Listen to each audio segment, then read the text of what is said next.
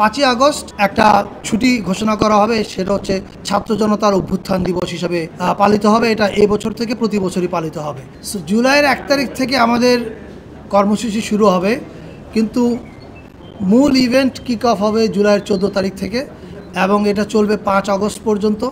এবং আমাদের এই কর্মসূচির মূল উদ্দেশ্যটা হচ্ছে জুলাইতে যেরকম পুরো বাংলাদেশ এক হয়েছিল, আবার সেই অনুভূতিটাকে ফিরিয়ে আনা। সেই অনুভূতিটা আমাদের মধ্যে আছে, জাস্ট রিইনফোর্স করা সেটাকে। এবং এটার জন্য বেশ কিছু কর্মসূচি নিয়ে কাজ চলছে। এটার ডিক্লারেশনটা হবে সম্ভবত সোমবারে, রাইট? সোমবারে প্রেস উইং আপনাদের সঙ্গে যোগাযোগ করবে এবং আপনাদের মাধ্যমে সারা দেশের মানুষকে জানানো হবে। আপাতত আমার বলবার এইটুকুই আছে। এবং 5ই আগস্ট একটা ছুটি ঘোষণা করা হবে, সেটা হচ্ছে ছাত্র জনতার অভ্যুত্থান দিবস হিসাবে পালিত হবে। এটা এই বছর থেকে প্রতি বছরই পালিত হবে।